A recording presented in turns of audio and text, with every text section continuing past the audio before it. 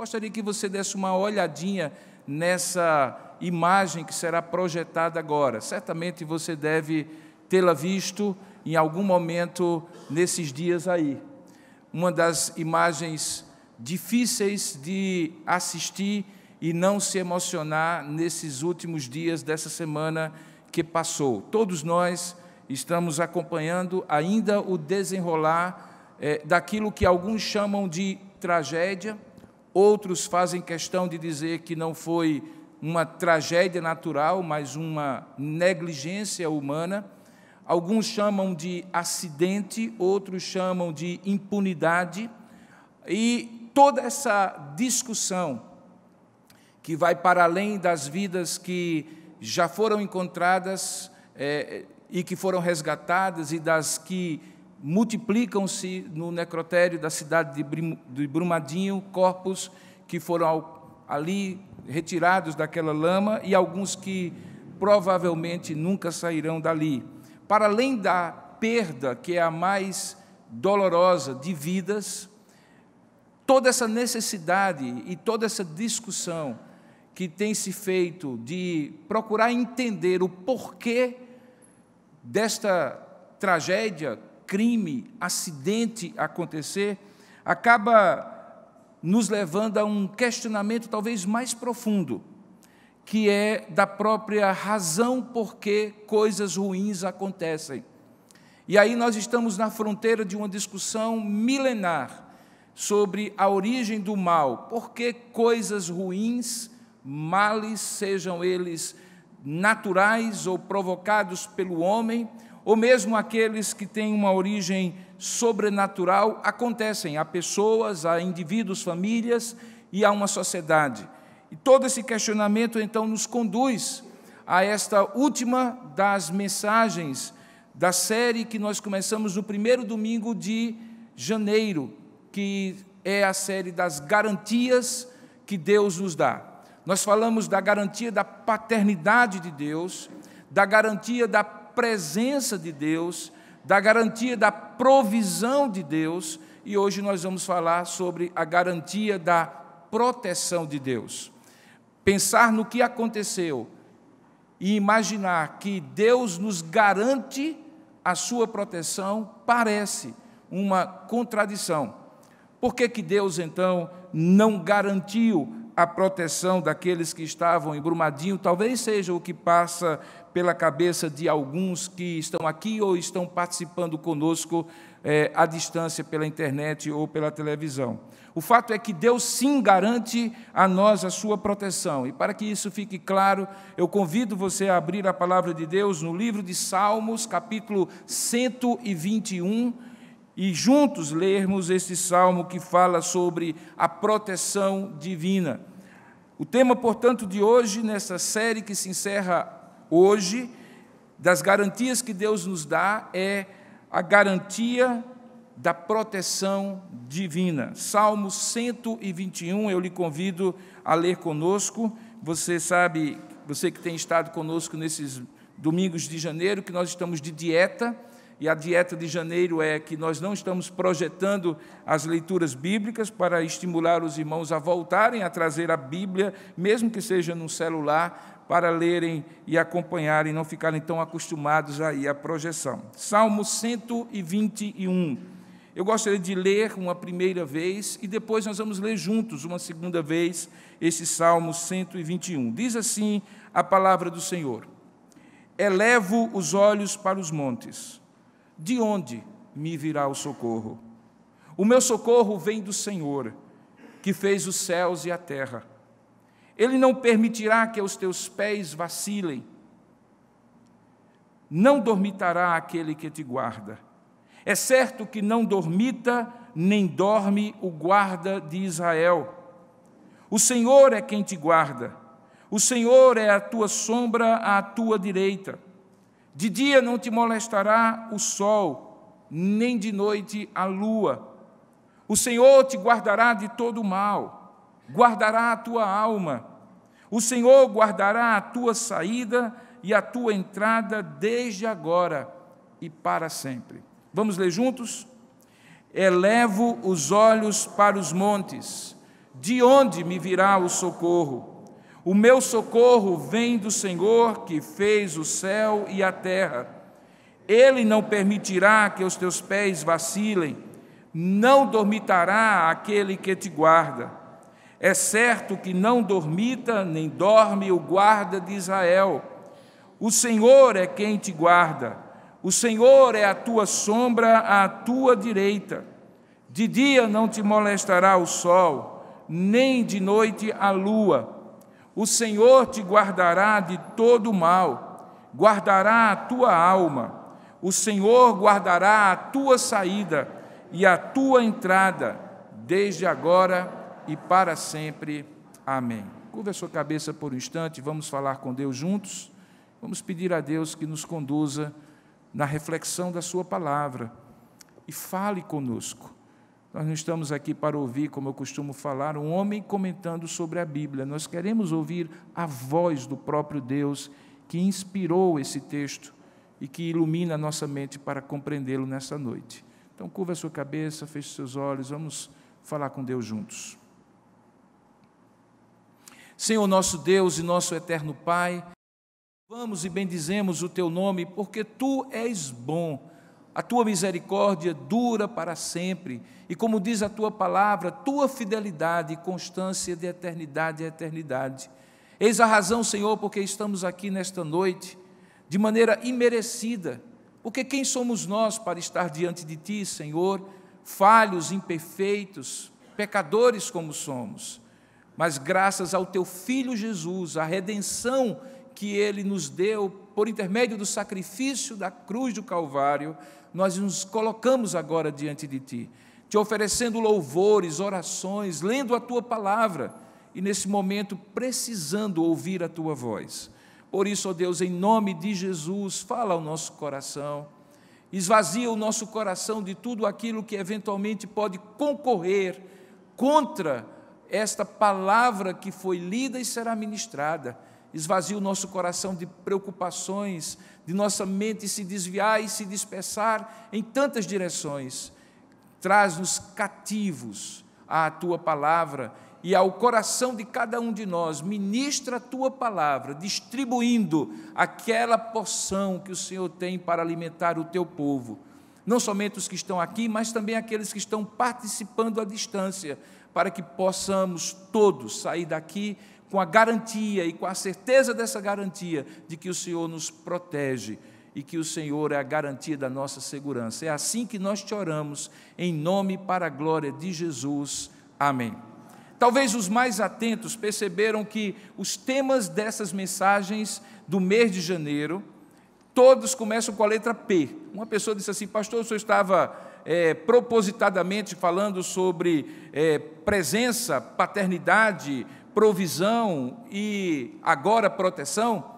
Na verdade, existe algo muito mais proposital por trás dessa série de mensagens. Como nós falamos no primeiro domingo, ao mesmo tempo que à noite nós estamos falando dessas garantias que Deus nos dá, pela manhã nós ministramos, com exceção de hoje, que foi um culto diferente, sobre os compromissos decorrentes dessas garantias que Deus nos dá. E quando você fala, como eu já mencionei em mensagens anteriores, de garantias dadas por Deus e de compromissos assumidos por causa dessas garantias diante deste Deus, nós estamos falando, em outras palavras, de aliança, de pacto, de acordo, de compromisso de Deus conosco na forma de garantias e de compromisso nosso com Deus na forma de devoção, na forma de consagração e dedicação a Deus. Curiosamente, isso que pareceria ser óbvio, ou seja, que somos povo de uma aliança, que podemos sim chamar que somos povo do pacto de Deus, junto com todos aqueles que desde o início dos tempos foram escolhidos por Deus debaixo de uma aliança que passou por várias ministrações, por meio de ministradores e mediadores que representavam o Cristo, e que chegou em Jesus como o ápice, o cúmulo, tudo aquilo que direcionava para Ele. Na verdade, aquilo que parece ser muito óbvio, nem sempre é tão óbvio, principalmente nos momentos em que nós somos testados, se realmente Deus é nosso Pai, se realmente Ele está conosco, se realmente Ele vai prover as nossas necessidades e também se realmente Ele vai nos proteger. Em outras palavras, eu estou dizendo que convicções teológicas e doutrinárias acerca deste pacto, que envolve presença, paternidade, proteção e provisão, nós sim precisamos ter, porque aquela palavra que nos garante é uma palavra firme, é a palavra de Deus, e como nós mencionamos, o escritor aos Hebreus, ao dizer que Deus quis firmar esta aliança por meio de um juramento, não havendo ninguém superior a Ele, jurou por si mesmo. Portanto, o Deus que jura por si mesmo, sendo Deus absolutamente soberano, Senhor sobre todas as coisas, fiel e todo-poderoso, é digno do nosso crédito. Temos certeza, temos também motivos para ter certeza. Porém, nem sempre isso fica muito óbvio quando a nossa certeza é balançada, sacudida por circunstâncias pessoais ou coletivas, em que talvez não fique tão claro que Deus é Deus provedor, que Deus é Deus protetor, Deus presente e Pai. E é justamente na ideia de que isso fique muito claro para você, é que nós escolhemos essa série para iniciar o ano. Um ano cheio de desafios, como eu falei, cheio de incertezas, como todo novo período, com mudanças tão grandes como aquelas que nós enfrentamos no nosso país. Talvez você também esteja com mudanças, e, consequentemente, é importante você ter certeza de algumas garantias mínimas que Deus faz para você, que Ele é seu Pai, que Ele está presente, que Ele provê suas necessidades e que Ele protege de todo o mal. Neste salmo, particularmente, fica evidente que a promessa, a garantia que Deus nos dá, é a garantia de sua proteção. O Salmo 121 faz parte de uma série de salmos que nós chamamos de salmos dos degraus, os salmos de romagem, os salmos de ascensão. Eles começam no Salmo 120, você vai ver a primeira notação, cântico de romagem no Salmo 120, e vai até o Salmo 134. É uma coleção de cânticos dentro da coleção maior do livro de Salmos, que normalmente eram cantados não dentro do templo, mas quando as pessoas saíam, principalmente nas três principais festas, a festa dos pães asmos, a festa da cega e a festa da colheita, e de onde eles estavam em Israel, formavam grupos de famílias ou de indivíduos que acorriam subindo para Jerusalém, para o Monte Sião, que ficava numa região mais alta de Israel, da região da Judeia. Enquanto aqueles grupos caminhavam, enquanto aqueles grupos peregrinavam como se fosse uma romaria para ir ao culto do Senhor lá em Jerusalém, era costume que eles se renovassem espiritualmente cantando estes cânticos. Os pais, mães e filhos se estimulando espiritualmente a confiar não apenas na presença de Deus durante o trajeto, mas no objetivo maior que eles tinham ao chegar a Jerusalém.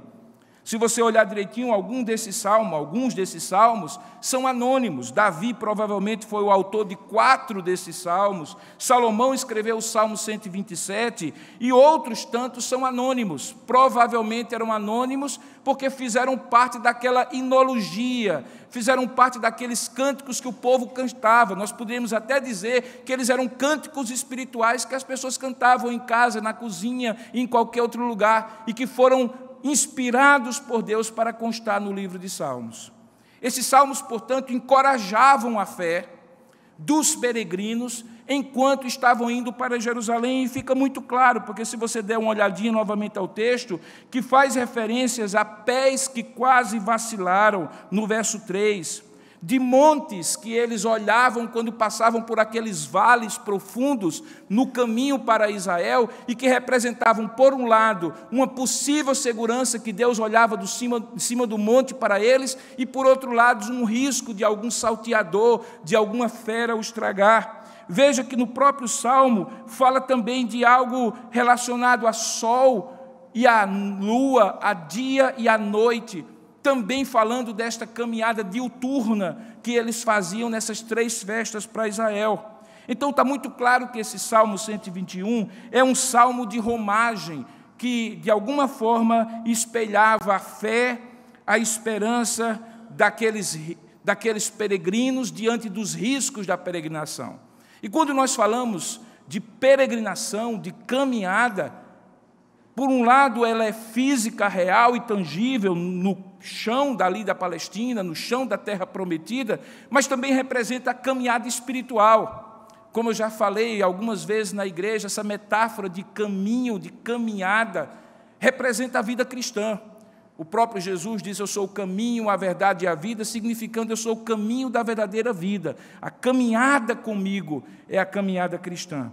Portanto, quando nós olhamos para esse texto, não é completamente fora de contexto que nós olhemos para ele e lembramos das várias fases da caminhada, representando as várias fases da vida, quando iniciamos essa caminhada na infância, quando em algum momento na adolescência e na juventude, até aquela fase final da vida, quando estamos chegando ao nosso destino eterno. Ao pensar nisso, sem dúvida alguma, nós nos lembramos da infância, dos riscos e dos perigos da infância. Na adolescência, dos riscos e perigos da adolescência, da vida adulta também. Eles são diferentes, mas a vida é perigosa. A vida tem riscos. E não são riscos apenas por coisas que nós podemos trazer para nós, comportamentos arriscados, mas riscos que nós não temos nenhum controle, de homens maus, de situações adversas, que nos desafiam a pensar: será que eu posso ter a certeza e a garantia de que Deus está me protegendo? E é justamente isso que eu gostaria de refletir com você sobre o tema: Deus é quem nos garante proteção na caminhada da vida. Veja o verso 1 e 2. O salmista está falando na primeira pessoa do singular. Eu elevo os olhos para os montes. De onde me virá o socorro? O meu socorro vem do Senhor, que fez os céus e a terra. O verso 1 e o verso 2 funcionam como tema desse salmo. Uma dúvida e uma indagação se o socorro que o salmista precisa viria dos montes, e uma afirmativa categórica: não dos montes, mas do Senhor vem o verdadeiro socorro, do Senhor vem a verdadeira proteção. A partir, porém, do verso 3, ele muda a forma de frasear o salmo, e ele começa a falar na segunda pessoa do singular. Presta atenção, ele diz assim: Ele não permitirá que os teus pés vacilem. O Senhor é quem te guarda, e assim por diante. Então a gente pode meio que dividir esse salmo em duas partes, verso 1 e verso 2. A experiência do salmista existencial, com a qual nós podemos nos identificar, de em algum momento pensar: meu Deus, de onde me virá o socorro? Junto com a afirmativa categórica, de confiança: o meu socorro vem do Senhor que fez os céus e a terra. Esta é a primeira parte, o tema do salmo. Mas a partir do verso 3, você então percebe que o salmista começa a aplicar como esse Deus vai proteger, como esse Deus vai socorrer, como esse Deus vai guardar. E ele o faz pensando não apenas na sua experiência, mas agora na experiência de uma possível pessoa que vai estar lendo esse salmo. Tanto o leitor original, tanto aquelas famílias que cantavam esse salmo na peregrinação, como você hoje à noite. Então esse salmo, sim, ele representa a garantia, ou uma das manifestações da garantia da proteção de Deus na caminhada da vida. Se você olhar direitinho, o primeiro aspecto desta garantia é que Deus nos garante proteção na caminhada da vida porque nos guarda do mal, mas preste atenção, não necessariamente dos males. Vou repetir: Deus nos guarda do mal, mas não necessariamente dos males. E não é apenas um jogo de palavras o que eu estou dizendo. Se você olhar direitinho, a palavra guardar, ela é usada 6 vezes nesse salmo. Ela está traduzida algumas vezes por outra forma, mas ela sempre está contida na ideia de que o Senhor guarda e Ele não dormita, veja o verso 3, que Ele é o guarda de Israel, verso 4, que o Senhor é quem te guarda, verso 5, que o Senhor te guardará no futuro, no verso 7 e no verso 8 também. Essas 6 ocasiões traduzem a ideia de que Deus impede que o mal nos tome das mãos divinas, que sejamos sequestrados pelo mal, que sejamos tomados das mãos protetoras de Deus. Mas, obviamente, o contexto do Salmo nos diz que é possível enfrentar males pontuais nessa caminhada, sem que necessariamente Deus nos livre destes males. É algo como dizer que você pode eventualmente enfrentar aflições, mas tenha bom ânimo, porque essas aflições não tomarão conta da sua vida de maneira definitiva e eterna. Na verdade, essas expressões não são minhas, são do próprio Senhor Jesus. Lembra? No mundo tereis aflições, mas tende bom ânimo, eu venci o mundo. O que Jesus estava querendo dizer é que é possível ser tocado por males, mas não ser tomado pelo mal, não ser sequestrado das mãos de Deus. O próprio Senhor Jesus diz que Ele nos tem nas suas mãos e o maligno não nos sequestra, não nos retira das suas mãos, porque são mãos seguras. A ideia, então, é que Deus impede que sejamos raptados, tomados, sequestrados de sua mão.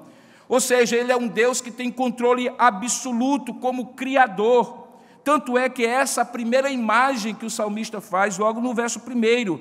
Elevo os meus olhos para os montes, que normalmente eram associados, como eu falei, à estabilidade, à constância. Tem algo tão estável, tão seguro como uma montanha diante de você? Porém, não era lá que o salmista encontrava o socorro. O seu socorro vinha do Senhor, e olha como é Deus caracterizado aqui. Esse Senhor é o Senhor que fez o céu e a terra. Ele está, portanto, falando de um Deus criador, que cria e sustenta todas as coisas nas suas mãos. E estas coisas incluem você. De modo que o mal não lhe toma definitivamente, ainda que você enfrente males na caminhada. A palavra mal em hebraico, ra, pode se referir ao mal em si, no sentido macro, o princípio em oposição ao bem que representado é por Deus, como também a males, angústias, adversidades. Como é que nós podemos deduzir que aqui ele está falando de males e não de mal? É porque, se você olhar direitinho, aqui existem males da caminhada, que ele cita e menciona, e esses males da caminhada não são necessariamente males que não possam atingir, ou que não tentem nos atingir. Eles podem, inclusive, tentar nos atingir. Tanto é que ele diz assim, olha, ele não permitirá que os teus pés vacilem. Há o risco dos pés vacilarem. Portanto, em algum momento, eu e você enfrentaremos males que nos conduzirão a um vacilo dos pés, mas Ele não permitirá que esse vacilo seja definitivo e eterno, a ponto de nos sequestrar das mãos de Deus. Então, a primeira grande verdade é que Deus nos garante proteção na caminhada da vida, porque Ele nos guarda do mal, embora não necessariamente dos males. O apóstolo Paulo, em algum momento, para consolar a igreja do Senhor, disse assim, que nós deveríamos fazer uma comparação entre a leve e momentânea tribulação que passamos desta vida, em relação ao peso de glória, e ele faz um contraste bem claro, bem gráfico, que nos está reservado. Ou seja, é possível que nós tenhamos um caminho cheio de possibilidades de vacilos, de quedas, de males que nos atinjam, mas o nosso porto é seguro. A viagem pode não ser tranquila, mas o porto é seguro. E o porto é seguro porque o Criador dos céus e da terra não permitirá que o barco no caminho seja definitivamente sequestrado, tomado, seja posto em ruína eterna. Portanto, Jesus, claramente, o Salmo, os apóstolos, os profetas do Senhor, falavam da distinção entre Deus nos guardar do mal e, eventualmente, nos fazer passar por males. Lembra da oração dominical, a oração do Senhor? Ele diz assim, não nos deixes cair em tentações, mas nos livra do mal. E o contraste é entre tentações, que nós poderíamos dizer males circunstanciais, tópicos, e o mal como um princípio que poderia nos tragar. Aos filhos da aliança, o mal não alcança, embora os males possam lhes tocar.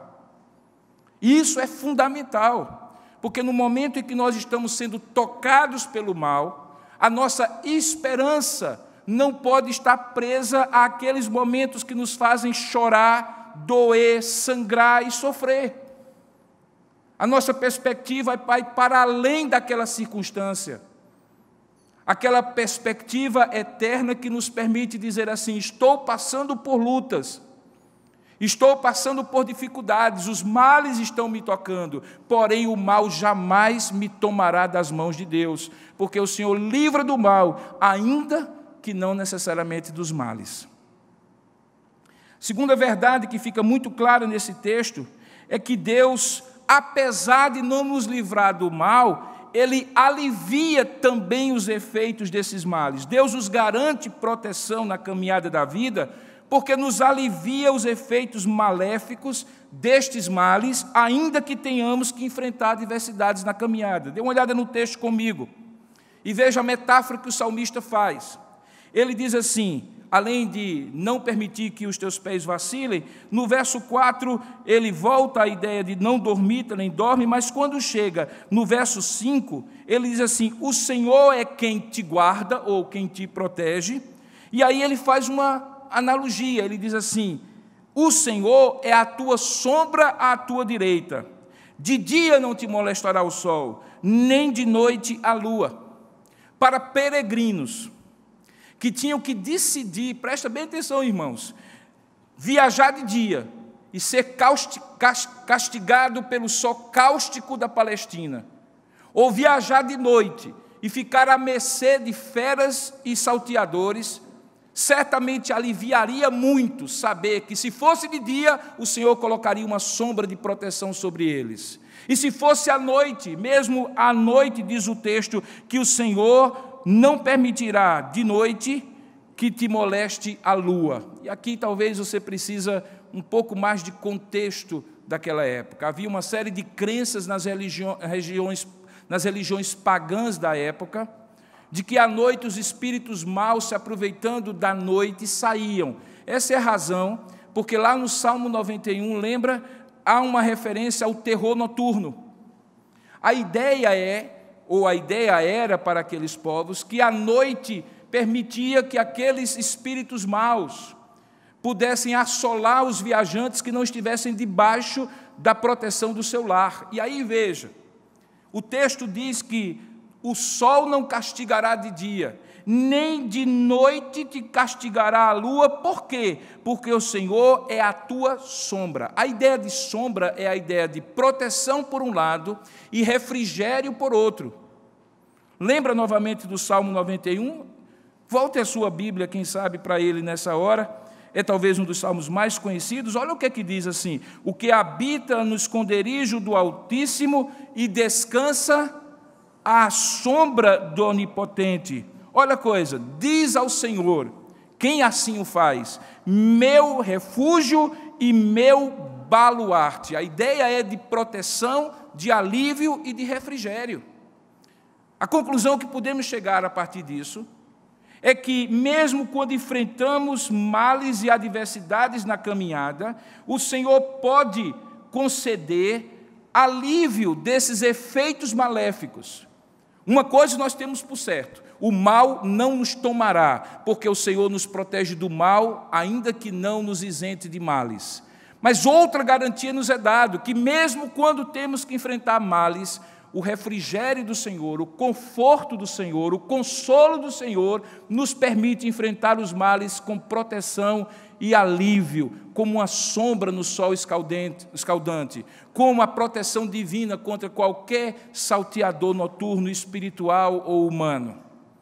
Em outras palavras, Deus está dizendo que nós podemos sim contar com a sua presença. Alguém já disse que o Salmo 23, quando fala que o Senhor é o meu pastor e nada me faltará, ou de nada terei falta, e fala sobre o vale da sombra da morte, aparentemente a contradição do Senhor ser um pastor e permitir que uma ovelha passe pelo vale da sombra da morte é facilmente explicada como o fato de que esse pastor eventualmente não impede que a ovelha passe pelo vale da sombra da morte, mas não deixa que ela passe sozinha. Nosso Deus é aquele que necessariamente não vai impedir que todas as doenças não nos alcancem, que os perigos não nos atinjam, que as adversidades não nos assolem.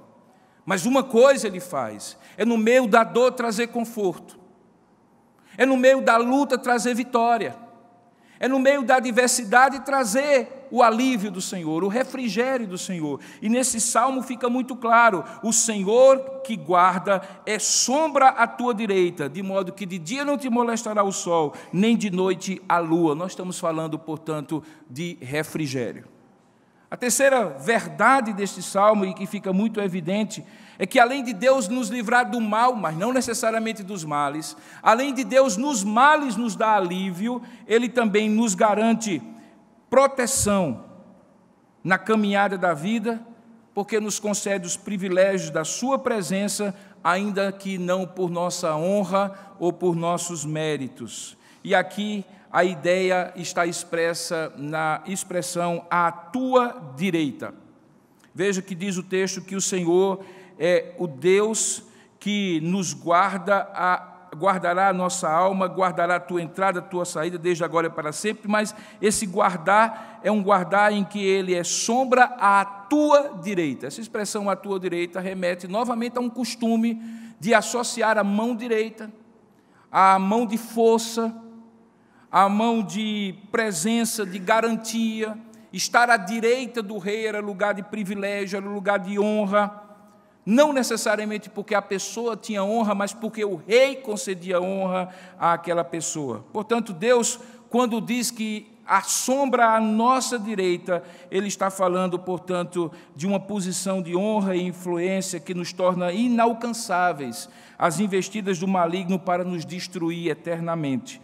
O que fica claro, então, é que Deus nos protege também pelo simples fato de nos chamar a um relacionamento. E aqui nós chegamos ao centro da mensagem que eu gostaria de trazer para você hoje, que é a garantia da presença de Deus é associada à aliança que nós temos com Ele. Talvez vá soar um pouco diferente daquilo que você acredita, mas preste bem atenção e você vai entender. Esse texto é texto escrito por um Deus com quem esse povo que lia esse texto, cantava esse texto nas romarias, tinha feito uma aliança. Portanto, tudo aquilo que eu falei até agora, o que eu poderia ainda falar, está restrito exclusivamente àqueles que estão debaixo da aliança com Deus. Não se trata de uma discriminação da parte de Deus. Se trata de benefícios associados à aliança. Uma vez estando em aliança, eu posso ter garantia da paternidade de Deus, da presença de Deus, da provisão de Deus, da proteção de Deus, como falamos hoje. Mas essas garantias não são generalizadas. Necessariamente não alcançam todos os homens, porque todos os homens não estão debaixo da garantia ou das garantias associadas à aliança.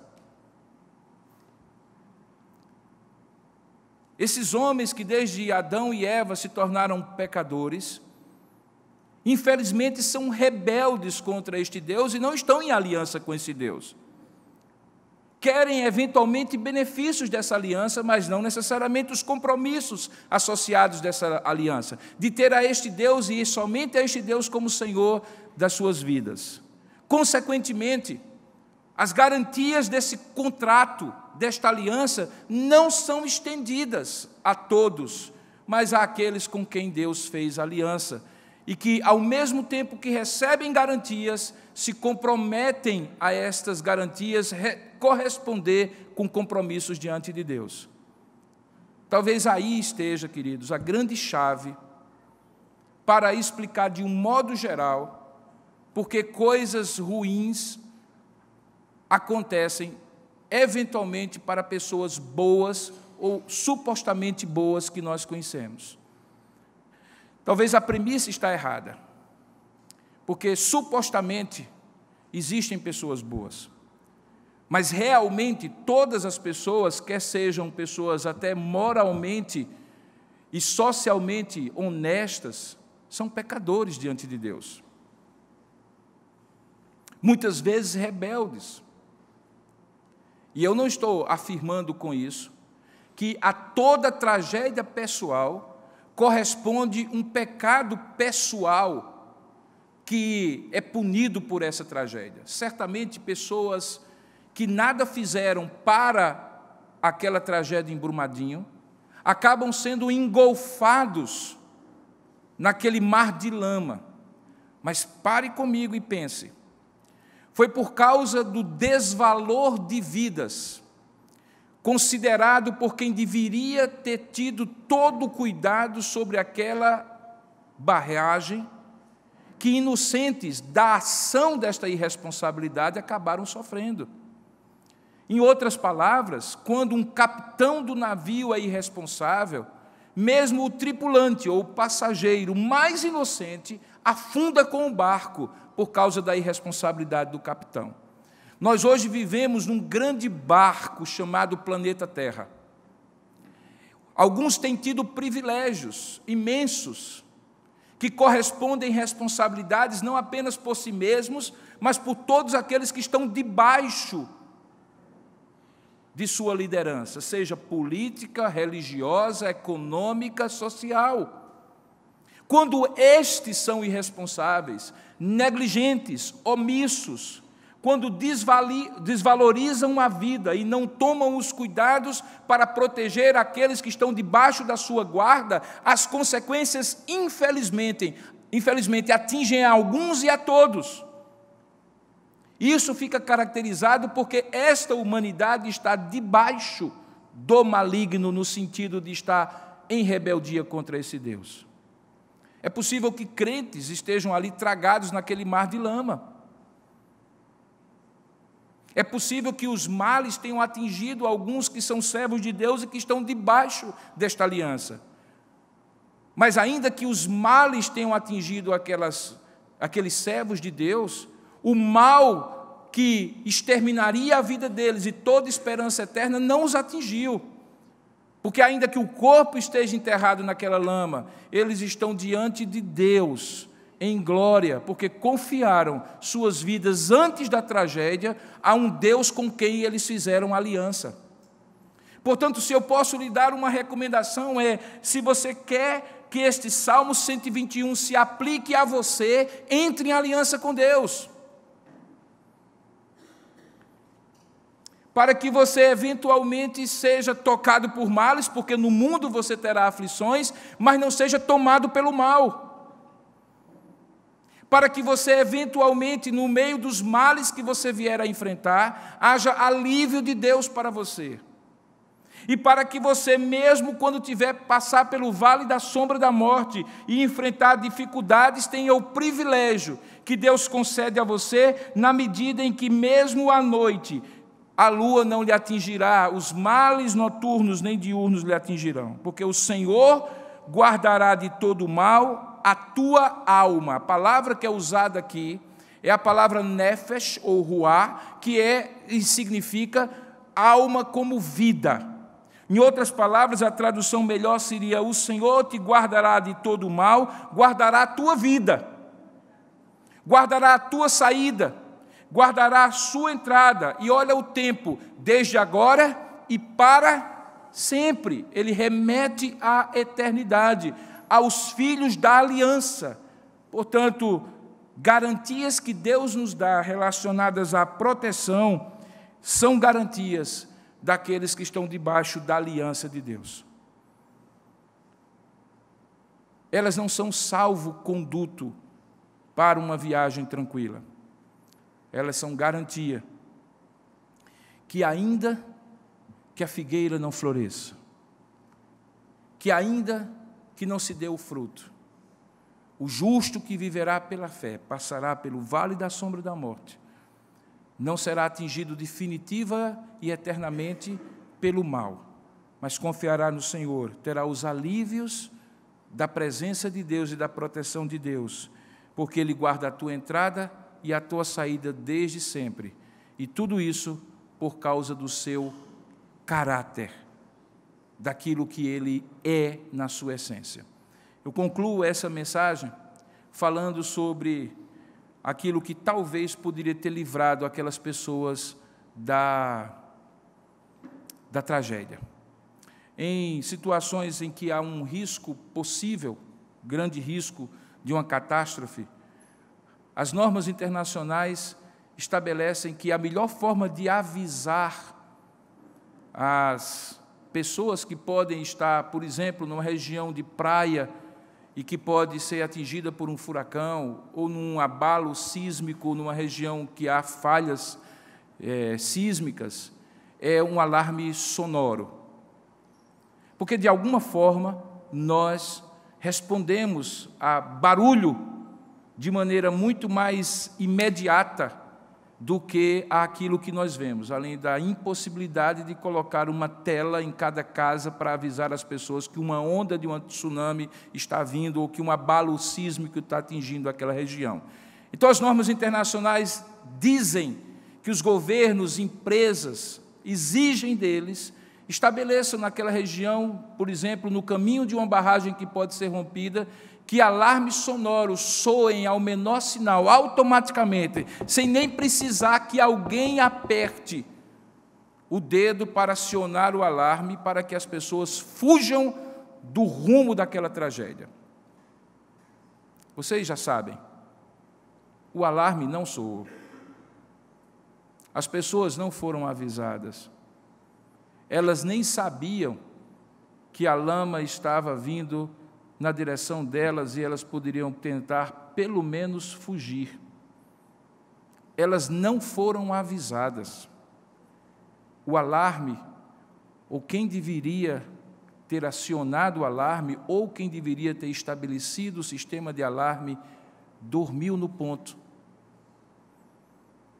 Essa expressão costumeira que usamos para dizer que alguém foi negligente, não cumpriu a sua obrigação, não estava alerta. Mas esse não é o nosso Deus. Veja o que é que o texto diz. Não dormitará aquele que te guarda. É certo que não dormita, nem dorme o guarda de Israel. O nosso Deus não dorme no ponto quando precisa nos alertar do perigo. E de qual perigo Ele nos alertaria nesta noite? Do perigo de querer os benefícios das garantias de Deus que nós falamos no mês de janeiro inteiro: presença, paternidade, provisão e proteção, sem, no entanto, firmar compromissos com este Deus de dedicação da vida por meio desta aliança. Talvez o grande alerta que eu preciso acionar agora, a grande buzina que eu preciso soar aos seus ouvidos, é que se a vida é cheia de riscos, seja qual for a fase de vida que você passe. Hoje eu almoçava com um homem jovem, um pouco mais jovem do que eu, que numa sucessão de 3 meses teve 3 AVCs, e que hoje tem a sua fala comprometida, não consegue se comunicar. Casado com uma senhora, no segundo casamento dela, porque o primeiro se tornou viúva, porque num acidente de trânsito perdeu o seu primeiro esposo. E quando eles me contavam aquela história, eu ficava pensando assim, veja, fases diferentes. Quando o primeiro esposo daquela irmã faleceu, ela era jovem, com 2 crianças recém-nascidas. Agora, já com uma terceira filha desse segundo relacionamento, de repente, em 3 meses, 3 AVCs seguidos. A vida tem fases. Quando somos crianças, nos arriscamos nas brincadeiras que os nossos pais ficam com os cabelos eriçados diante dos riscos que corremos. Quando somos adolescentes e jovens, ainda assim, pensamos que nada de mal pode nos acontecer. Quando vamos nos tornando maduros, temos mais prudência, mas aí o desgaste próprio da passagem do tempo pode nos colocar na rota de uma emergência hospitalar. Qualquer que for a fase de sua vida, ela tem riscos iminentes de acontecer, agora, como no estalar de dedos. Como se proteger desses males, sem ser tragado pelo mal? Eis aqui a buzina que eu quero acionar. Entre em aliança com Deus. Isso não vai garantir que males não lhe atinjam, mas vai garantir que o prejuízo não seja eterno. Vai garantir que a sua vida será preservada, porque o Senhor não dormita. Ele guardará a sua entrada e a sua saída, agora e sempre. Por isso, estar na aliança com Deus é garantia da presença, da paternidade, da provisão e da proteção de Deus. Entrar em aliança com Deus é submeter-se a Ele como Senhor da sua vida, e não apenas como beneficiador das suas necessidades. Entrar em aliança com Deus é submeter-se a Ele como o único Deus da sua vida, confiar nele como aquele que vai dar essas garantias, mas também adorá-lo como o único Deus, crer e confiar nele como o único garantidor da sua vida e obedecer na sua palavra, porque aquele que diz que o ama, obedece os seus mandamentos. São esses os termos da aliança. Não há como receber benefícios sem compromissos. Não há como bradar, como certamente nos próximos dias alguns bradarão contra os céus, porque não protegeu aquelas pessoas. Sem compreender que o homem mau produz males, pelos quais ele é responsável, mas o Deus bom protege o homem do mal, ainda que passe ele por males da vida. Ao invés de bradar, murmurar e perder a fé, deposite-a no altar deste compromisso de aliança com Deus, porque esta sim é a garantia de que as garantias de Deus serão manifestas a você como povo da aliança. Eu convido você nesse momento a curvar a sua cabeça e fechar os seus olhos, e a orar comigo por você, assim como eu gostaria de orar por você nessa noite. Gostaria de convidá-lo a refletir se você já está em aliança com Deus, se você já se comprometeu com Deus dele ser o seu único Senhor, para que você receba como benefício adicional desta aliança as garantias que Deus nos dá. É possível que você esteja consciente dos riscos da vida, mas de maneira imprudente, não prevenido contra as possibilidades destes riscos lhe tragarem a vida eternamente. E é nessa hora que você precisa entrar em aliança com Deus, ou renovar a sua aliança com Deus. Seja qual for o seu caso, coloque isso agora diante do Senhor. Nos braços do Senhor, entregue a sua vida.